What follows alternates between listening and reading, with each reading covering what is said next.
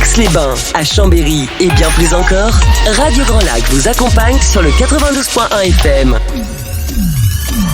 Cette émission vous est présentée par l'Association des maires de l'arrondissement de Chambéry. La vie de nos villes et villages, c'est tout de suite dans votre émission 1 heure, 1 commune.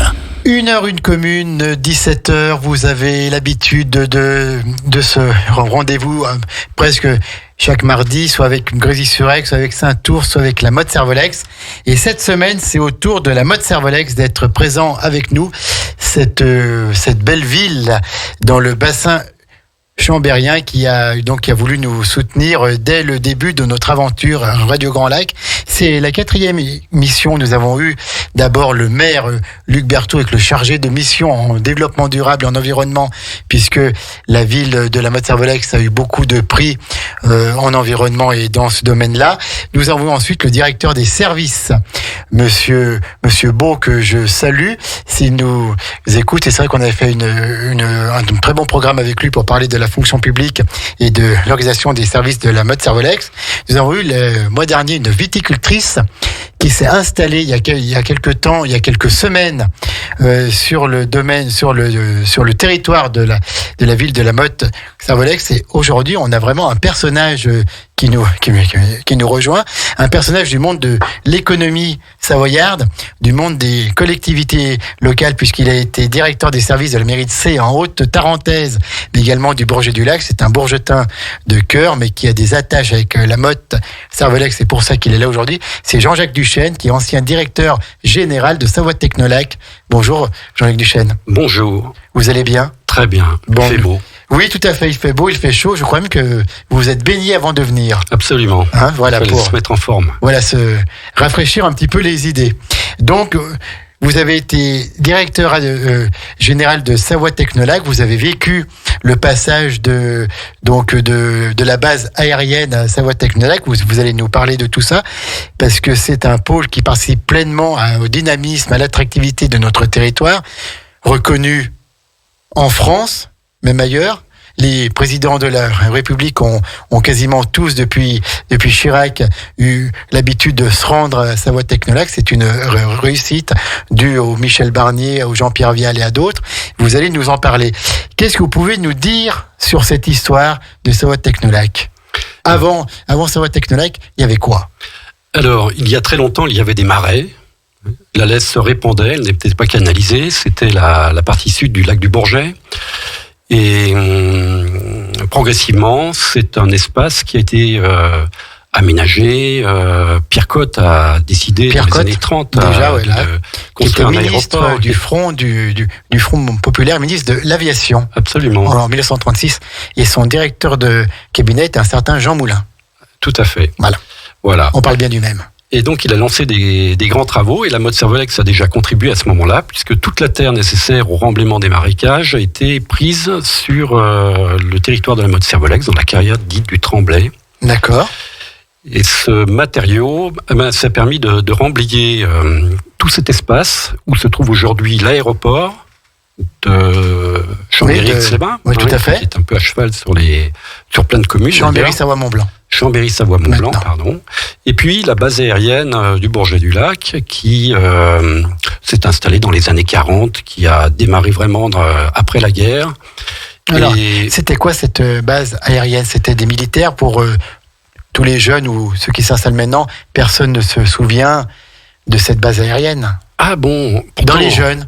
Dans les jeunes, peut-être pas, mais en tout cas dans les moins de 30 jeunes. ans. Oui, dans les moins jeunes, oui, il y en a encore beaucoup même qui se sont installés ici, après devenus faire leur service militaire ici. Oui, tout à fait. Au départ, c'était une base école. D'ailleurs, ça a toujours été une base école pour la formation à la fois des mécaniciens de l'armée de l'air, puis en même temps une école de pilotes pour utiliser l'hélicoptère. Qui était un appareil finalement dont on n'avait pas imaginé au départ qu'il pouvait servir à faire un certain nombre d'actions en montagne. Et donc petit à petit, cette base s'est installée. Elle a duré 50 ans sur le Bourget-du-Lac.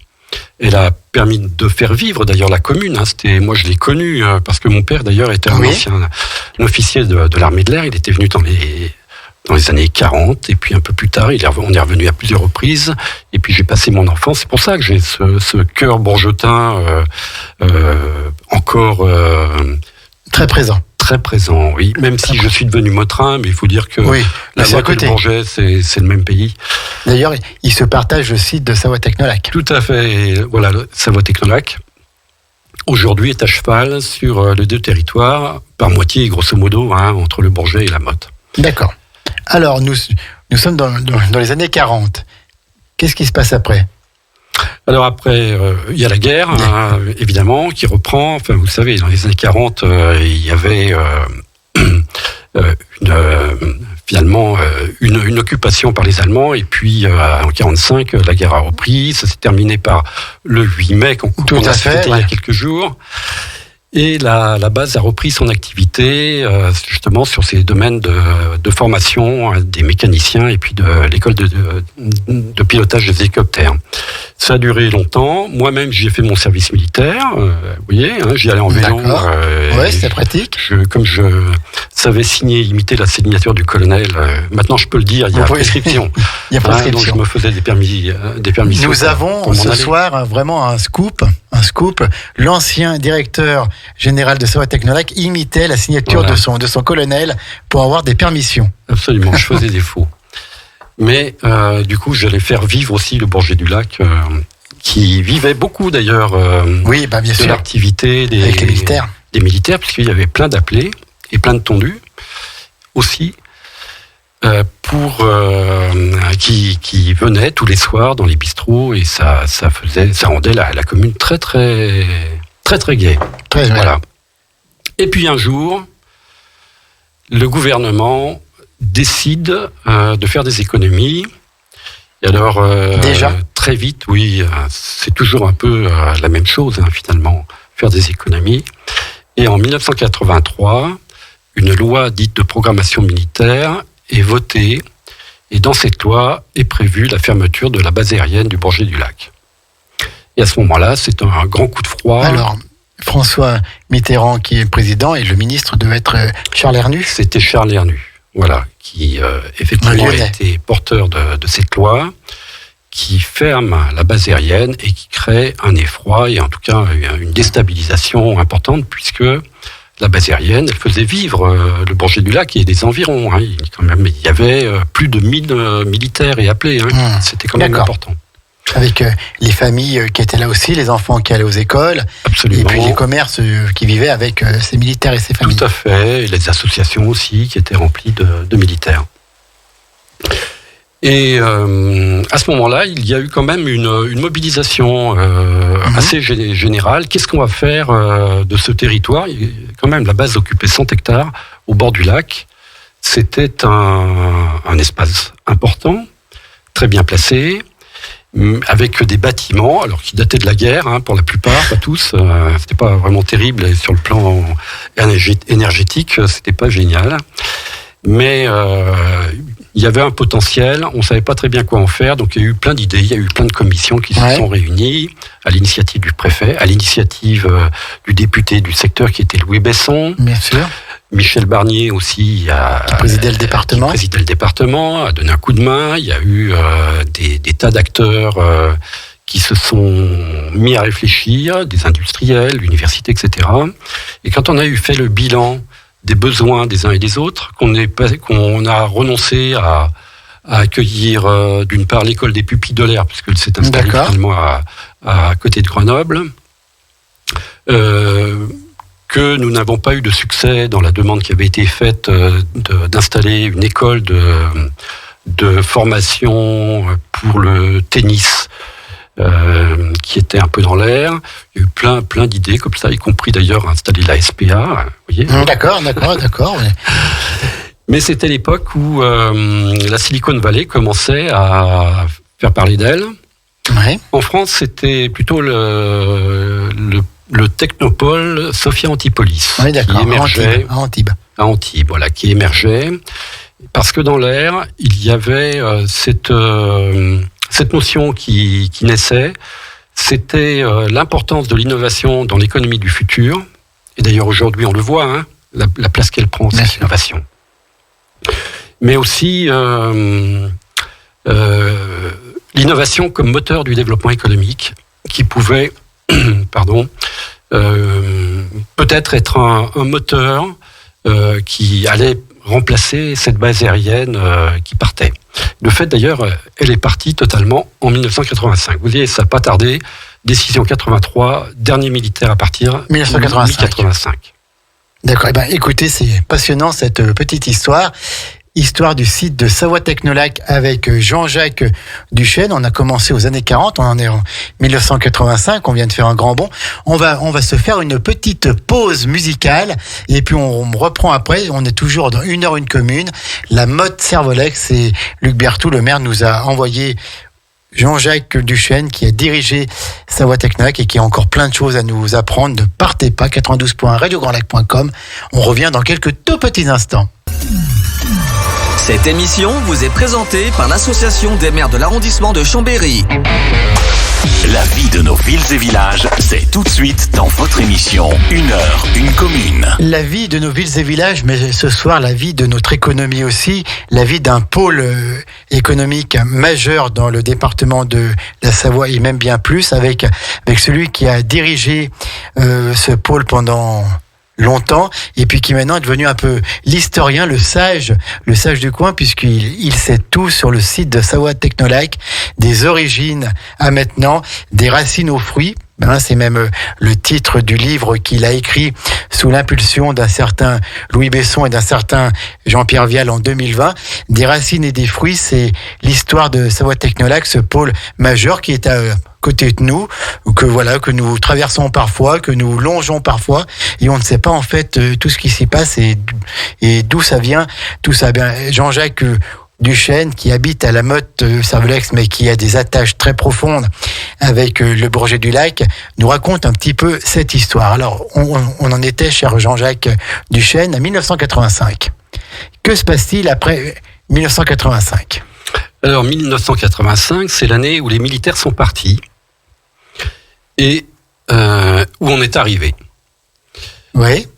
Alors, on n'est pas arrivé comme ça. Il a bien fallu que tout le monde se mette d'accord sur le projet. Et tout à l'heure, je racontais par où on est passé, toutes les idées qui sont nées, et puis l'émergence progressivement de celle de faire naître en Savoie un technopole en associant, c'est toute la nature du technopole, la logique Sophie Antipolis, mais d'ailleurs c'est aussi celle qu'on retrouve dans la Silicon Valley, c'est de mixer recherche, enseignement supérieur et entreprises innovantes.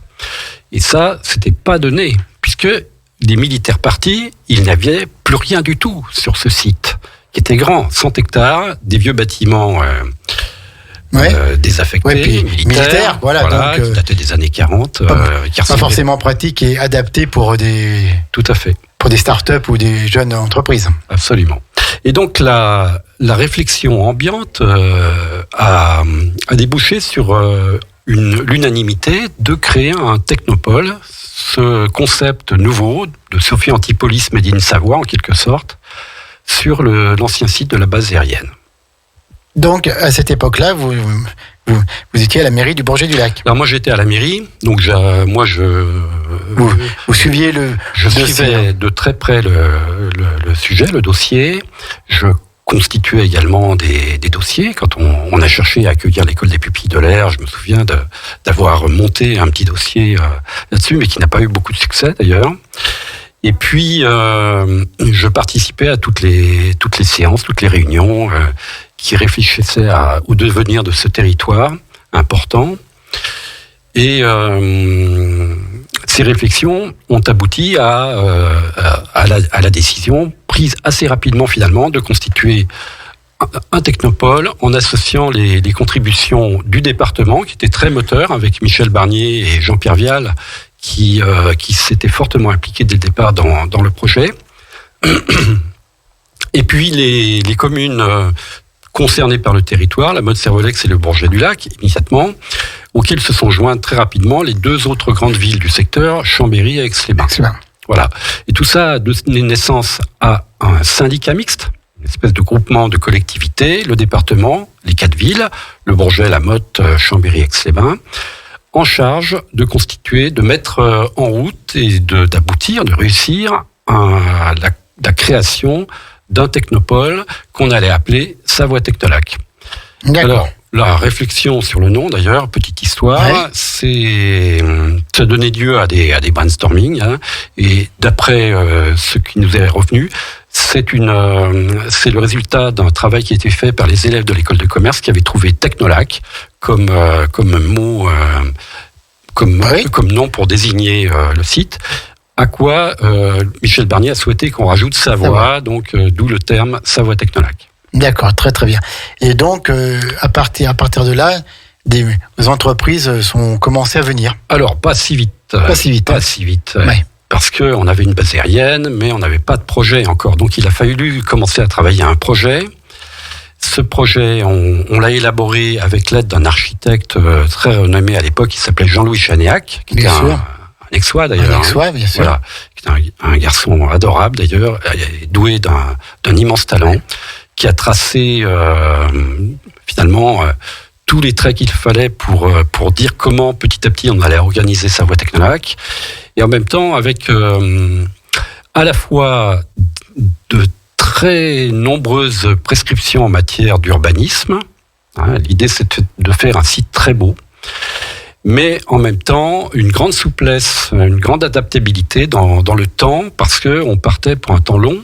La preuve, c'est que je raconte une histoire qui a commencé en 83, et vous voyez, on est en... Il y a 40 ans. Voilà, on est en 2022, et c'est toujours pas terminé, puisqu'on en est qu'à la moitié. Ouais. Oui.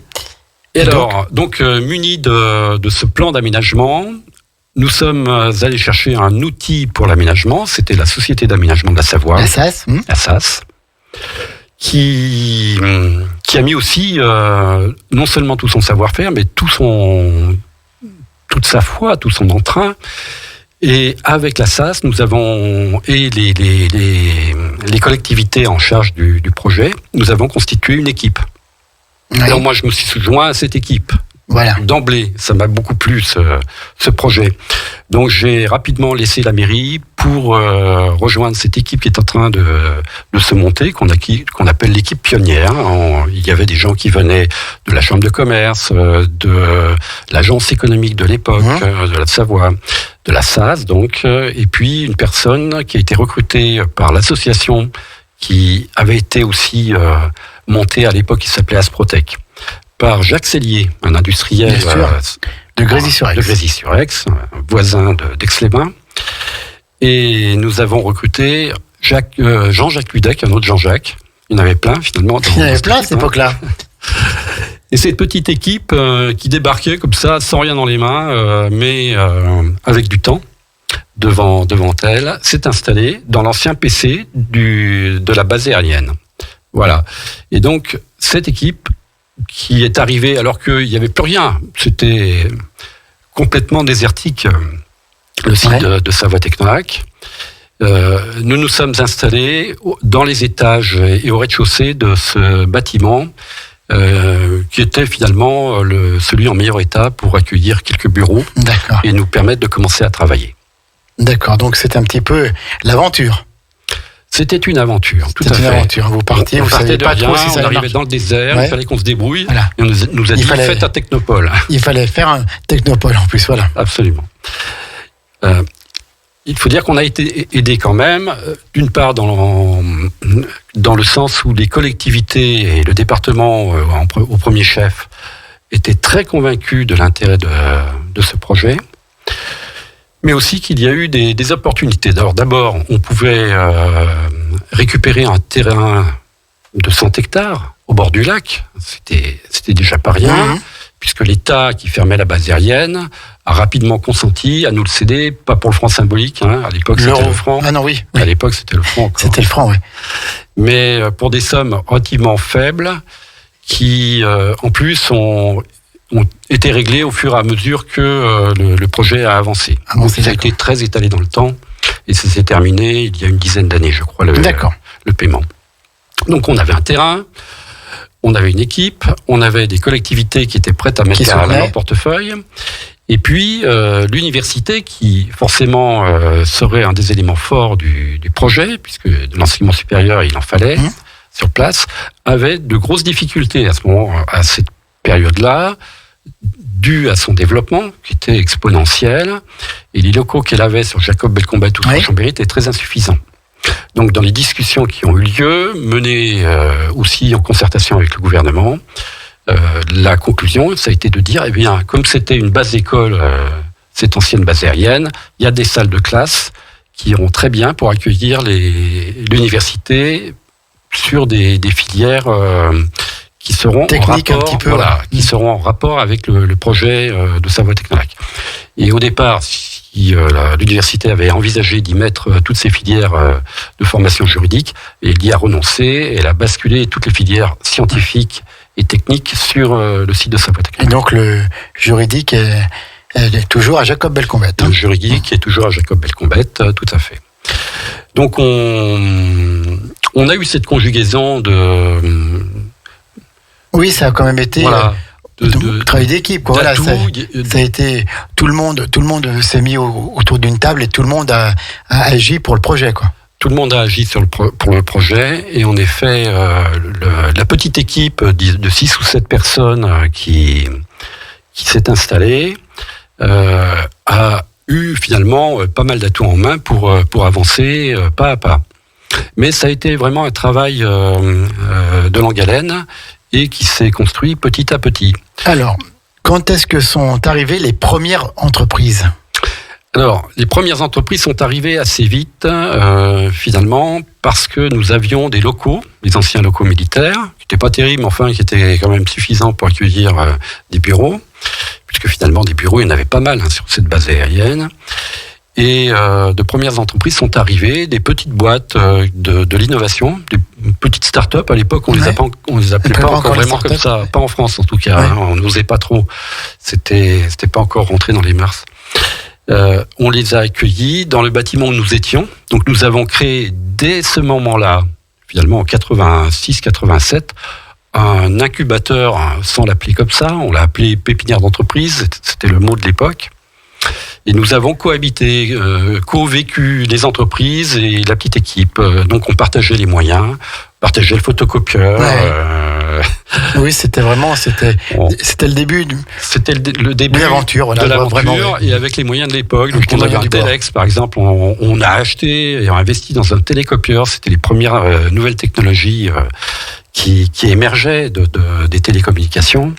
On a travaillé sur le déploiement d'un réseau interne, justement pour interconnecter les entreprises avec l'université, avec les futurs centres de recherche qu'on espérait accueillir. Mais quand même, c'était un site immense, de 100 hectares, avec des tas de mètres carrés vides, et donc il fallait en assurer l'entretien et la protection. Et on est allé chercher des TUC, des travaux d'utilité collective, voilà, par l'intermédiaire d'une association de réinsertion sociale qui existait. Et grâce à cette opportunité finalement, qui ne nous a pas coûté très cher puisque l'État finançait, on a pu recruter une 50aine de jeunes qui nous ont fait l'entretien du site. Il fallait il y avait beaucoup de végétation, y compris exotique d'ailleurs, et puis qui ont fait la garde à la place des militaires le jour et la nuit, pendant quand même pas mal de mois, avant que petit à petit le site commence à se remplir. D'accord. Et vous êtes devenu le directeur général de ce technopôle quand ? Alors, il y a eu... c'était un système bicéphale, cette petite équipe de pionniers. Il y avait un directeur général, c'était Jean-Jacques Ludec, dont je parlais. Dont on a parlé.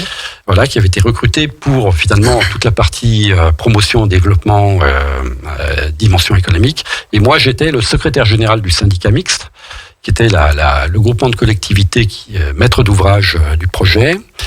Et donc j'avais en charge plutôt toute la partie finance, administration, recrutement, etc. D'accord. Voilà. Et petit à petit, les choses ont évolué, les directeurs généraux se sont succédés. Peut-être qu'on y reviendra. Il y a eu Jean-Jacques Ludec qui est parti assez rapidement finalement. Il a été remplacé par Jean-Louis Favre, puis par Michel Ferrand.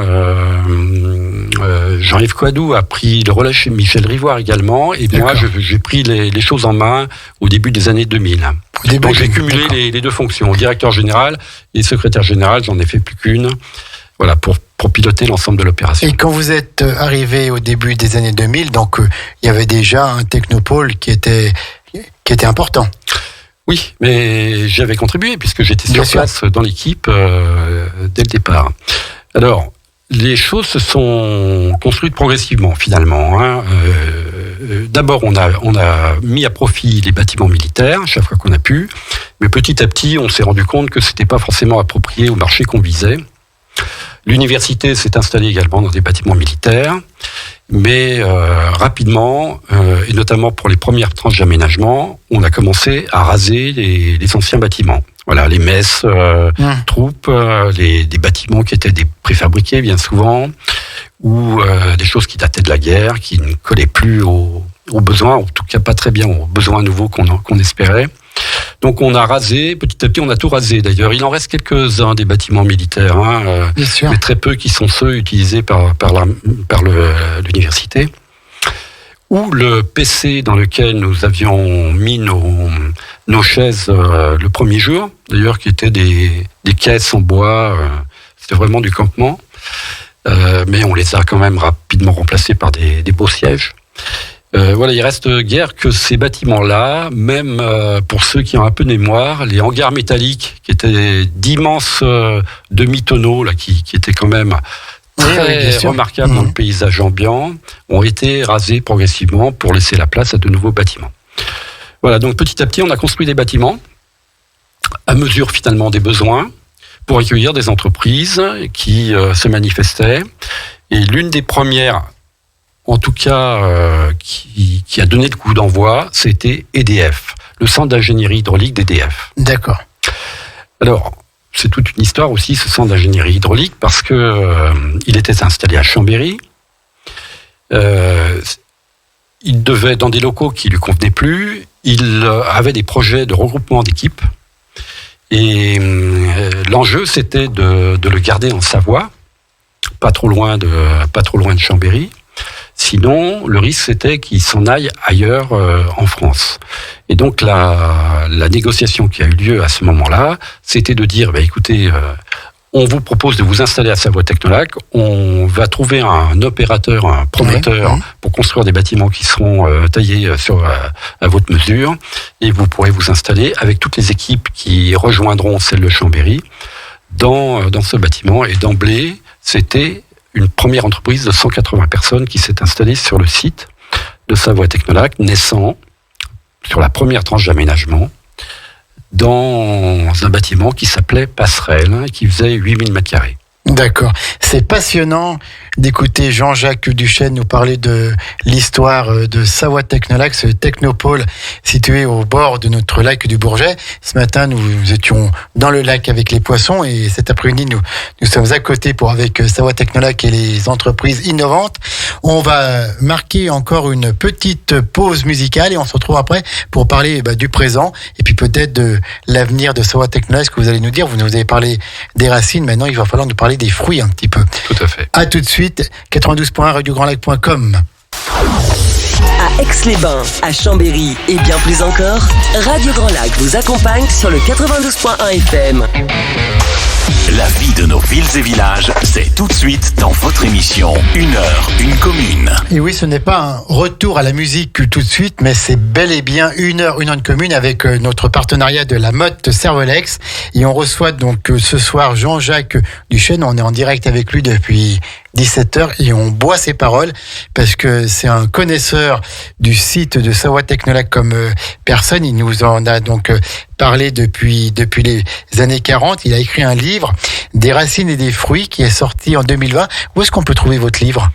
Alors on le trouve sur Internet. Il suffit de taper Savoie Technolac et mon nom et en général il s'affiche très vite, ça marche. D'accord. Voilà. Et sinon, il est disponible aussi à Super U de la Motte Servolex ou à la Maison de la Presse au Bourget du Lac. D'accord. Écoutez, c'est un livre passionnant qui parle du patrimoine de notre territoire et c'est ce qu'on aime, nous, à Radio Grand Lac. Alors, vous nous avez parlé un peu de cette histoire et puis vous êtes devenu, au début des années 2000, le directeur général du Technopôle Savoie Technolac. Quelles ont été vos actions en tant que directeur ? Est-ce que vous avez des anecdotes à nous raconter ? Alors, des anecdotes, il s'en est passé. Et c'est pas lié à la fonction de directeur général, mais bien sûr, c'est un site qui accueillit quand même pas mal de monde. Par exemple, le Dalai Lama, c'était en 93. Il avait un projet dans le secteur et Michel Barnier s'est débrouillé effectivement pour le faire venir à Savoie Technolac pour lui présenter la démarche qui était naissante encore à l'époque. Il y avait quelques entreprises, mais quand même pas beaucoup. Donc le Dalai Lama qui est un chef spirituel au Tibet. Tout à fait, oui, et qui est une personnalité mondialement connue, mais qui a une simplicité déconcertante et extrêmement bienveillante au contact. Donc j'ai eu le plaisir de lui serrer la main. Serrer la main du Dalai Lama. Serrer la main à toutes les personnes qui étaient là. Voilà, donc j'ai serré la main du Dalai Lama. La même année, je suis monté au sommet du Mont Blanc, donc après je pouvais dormir tranquille. Tout à fait. Voilà. Alors donc, des personnalités sont venues. On a commencé à s'intéresser à ce technopôle idéalement placé. L'aéroport à côté, le lac du Bourget, dans un environnement magnifique. Chambéry, on n'est pas loin de Lyon, de Grenoble, de Genève, etc. Donc, il y a eu de plus en plus d'entreprises qui sont venues. Alors, nous avions beaucoup d'atouts, mais au fond, ce qui a attiré les entreprises, c'était pas tellement la localisation, ça compte, la qualité de vie évidemment, mais c'était surtout le projet de Savoie Technolac, ce projet de favoriser le développement de l'innovation par cette synthèse, cette espèce de creuset qu'on proposait, qui allait marier recherche, enseignement supérieur, entreprise. C'est toujours ces trois mots qui reviennent sans arrêt, mais qui sont capitaux dans la démarche. À aucun moment, les collectivités ne nous ont demandé ni de créer de la fiscalité, ni de créer de l'emploi, ni de créer des mètres carrés. C'était pas ça le sujet. Le sujet, c'était créer de l'innovation. C'était à ça que croyaient les élus politiques qui étaient en charge du projet. Et donc, c'est à quoi nous avons travaillé sans arrêt. Nous avons petit à petit pu accueillir de nombreuses entreprises. Ça s'est développé quand même pas mal. Beaucoup de start-up. Ça commençait à émerger. Donc, avec notre incubateur qui petit à petit s'est renforcé jusqu'à devenir à un moment donné l'un des plus gros de la région Rhône-Alpes. Et d'ailleurs, ça doit être encore le cas aujourd'hui, qui accueille à peu près 60 start-up en devenir chaque année. Donc, c'est quand même assez important. Et sur toute la période que j'ai vécue, nous avons dû voir défiler dans cet incubateur à peu près 800 startups. Donc, vous voyez, ça permet d'accumuler une expérience quand même. Nous avons des emplois. Pardon. Et des emplois pour la population. Et des emplois pour la population, puisque tout à l'heure on évoquait la base aérienne et dans les années avant la fermeture. Sur le Bourget du Lac, à part les militaires évidemment, ça ne devait représenter qu'une vingtaine d'emplois de Bourgetins au sein de la base aérienne. Aujourd'hui, j'ai l'impression que la moitié de la population du Bourget travaille à Technolac. Et d'ailleurs, on le voit dans l'évolution démographique de cette commune qui est passée de 2000 habitants à 5000 aujourd'hui. Et il y a beaucoup d'étudiants aussi, mais qui viennent d'étudiants. Voilà, donc ça a vraiment métamorphosé la vie locale sur un périmètre qui petit à petit s'est élargi sur l'ensemble des deux agglomérations. Et donc maintenant c'est 250 entreprises apparemment. Alors aujourd'hui c'est à peu près 250 entreprises. 10 000 personnes. 10 000 personnes, alors que finalement quand le dernier militaire était parti, il ne restait plus personne. Donc c'est quand même un bon résultat. C'est une ville dans la ville presque. C'est un peu ça. C'est pas tout à fait une ville parce que les gens n'y habitent pas. Oui, tout à fait. Mais c'est un lieu de vie où se sont révélés des tas de dimensions humaines qui ont fait aussi son succès dans le temps. Alors, qui est-ce qui gère maintenant donc ce site ? Avant, c'était le département de la Savoie, le Conseil général de la Savoie, puis ensuite, c'est passé à une autre structure, je crois. Alors, non, c'était pas le département, c'était un syndicat mixte. C'était un syndicat mixte, d'accord. Voilà, d'accord. Un groupement comme Grand Lac, finalement, c'était pas un syndicat mixte, une agglomération. Tout à fait. Mais un syndicat mixte qui regroupait donc plusieurs collectivités locales. Plusieurs collectivités, donc pour faire simple, le département et les deux agglomérations. D'accord. Et plus tard, en 2016 ou 2015, il y a une loi. Donc là, on fait un bond en avant, qui s'appelle la loi NOTRe et qui a redistribué les compétences.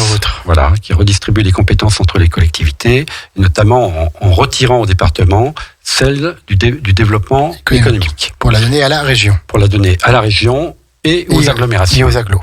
Donc le département s'est retiré. Les agglomérations ont dit, mais nous, on souhaite garder la main sur le développement économique de notre territoire. Et donc, les deux agglomérations, Grand Chambéry et Grand Lac, ont décidé de s'unir en constituant un nouveau syndicat mixte qui s'appelle Chambéry Grand Lac Économie et qui est aujourd'hui en charge la totalité du périmètre de développement économique. Donc, présidé par Marie-Pierre Montero-Sadou, elle-même vice-présidente de la région et première adjointe à Aix-les-Bains. Et donc, Luc Berthoud, le maire de la Metz-Cervelec, c'est le vice-président en charge de Savoie Technolac. Oui. D'accord. Et donc, on arrive maintenant 2022. Alors, vous n'êtes plus en fonction, vous jouissez maintenant d'une retraite, j'allais dire paisible, mais vous surveillez quand même toujours un petit peu ce bébé de près. On vous demande encore des conseils, on vous demande encore d'être présent sur le site. Alors, on me demande encore un peu de mémoire. Donc, pendant que Vous l'avez. Je l'ai encore un peu.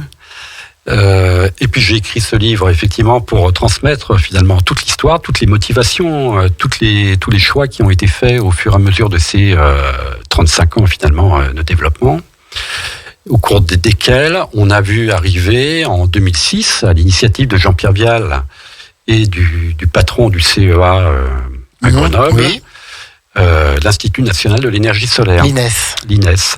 Mais cette arrivée, elle n'a pas été subite en 2006. En fait, elle est née d'un gros travail qui a commencé dans les années 90, justement à l'initiative de Jean-Pierre Vial, pour orienter le développement vers l'énergie, et en particulier l'énergie solaire. C'était un pari complètement anachronique, j'allais dire à l'époque. Tout le monde se foutait de l'énergie.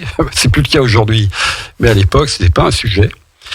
Voilà, donc il y a eu ce travail de visionnaire de la part de Jean-Pierre Vial qui a permis, dans le temps, à Savoie Technolac de devenir un site majeur. Sur l'énergie solaire et les nouvelles énergies renouvelables. Donc, l'Institut national de l'énergie solaire est ici, et pour l'avoir visité il y a quelques années, toutes les grandes innovations dans le domaine du solaire naissent toutes ici, sur le site de Savoie Technolac. Tout à fait. Aujourd'hui, donc, c'est un laboratoire de recherche et développement conséquent, avec plus de 450 chercheurs. Oui, c'est impressionnant. Qui est le numéro 3 mondial, après les Américains et les Allemands. Donc, qui a sa renommée au plan international et qui travaille avec de nombreuses entreprises pour développer justement ces nouvelles technologies et tout ce qui va avec, ce qu'on appelle les smart grids, toutes les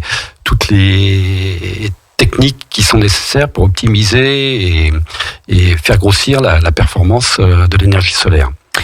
D'accord. Alors vous maintenant qui avez pris un petit peu de recul, qui êtes détaché des événements, comment est-ce que vous voyez l'avenir de Savoie Technolac, vous qui en connaissez l'histoire par cœur, qui avait porté un petit peu le bébé sur les fonds baptismaux.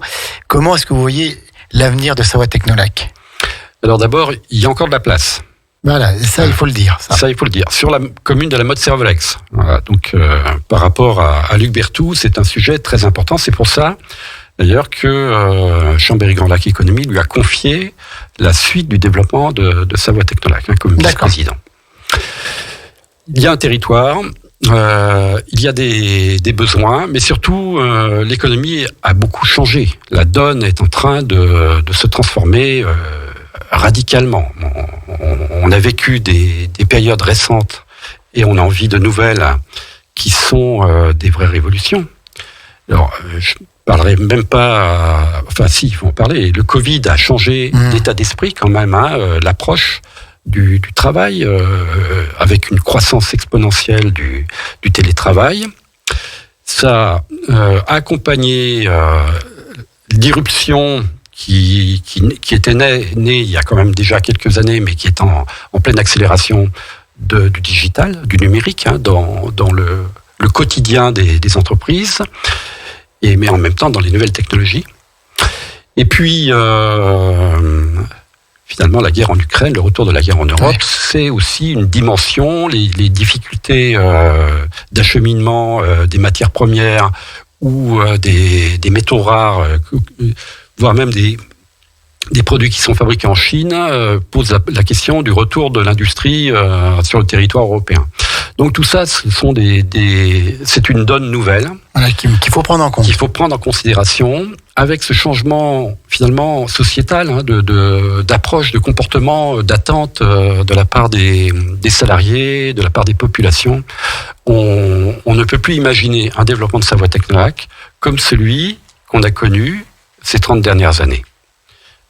Demain, pour Savoie Technolac, ça ne sera pas la poursuite de ce qui s'est fait avant. D'accord. Il y a la dimension environnementale, qui est une dimension majeure. Alors, cette dimension, on l'a prise en compte dès le départ, puisque Savoie Technolac, c'est au bord du lac du Bourget, on ne pouvait pas se permettre de faire n'importe quoi. Oui, bien sûr. Et puis déjà, il y avait des facteurs favorables. Michel Barnier, ancien ministre de l'Environnement, et autour de la table, finalement, des gens qui étaient assez sensibles à ces questions-là.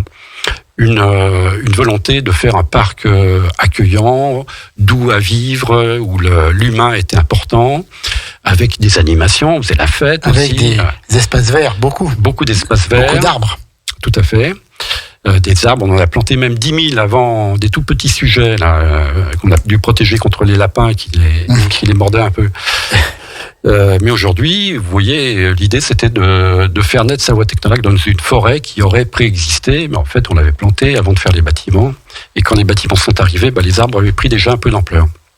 Donc tout ça, ce sont des éléments nouveaux qui doivent commander une réflexion profonde sur le devenir de Savoie Technolac. Il y a de la place pour accueillir autant de personnes supplémentaires que pour la première phase.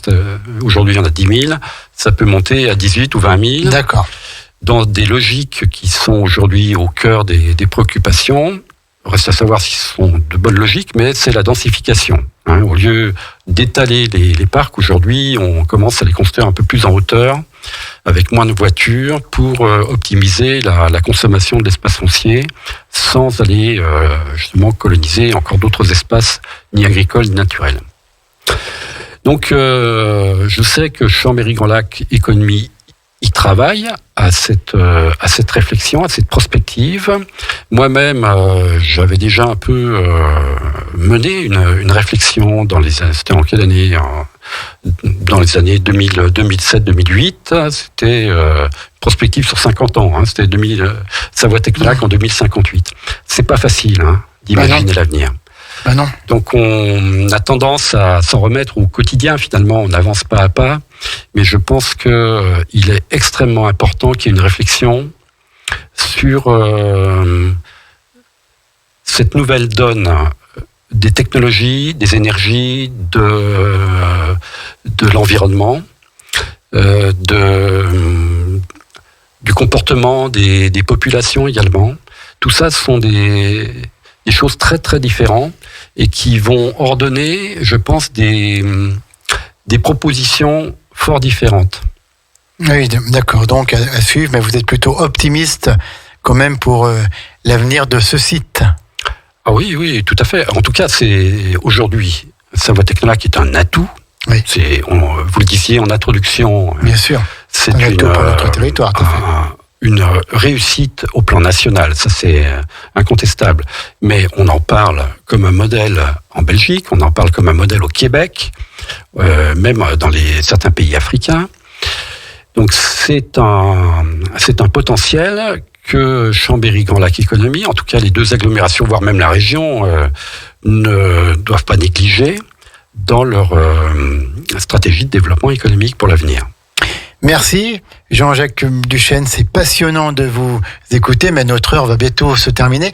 Maintenant que vous êtes retiré un petit peu, que vous êtes plus tranquille, quelles sont vos passions ? Vous carburez à quoi, comme dirait notre ami Pierre-Luc ?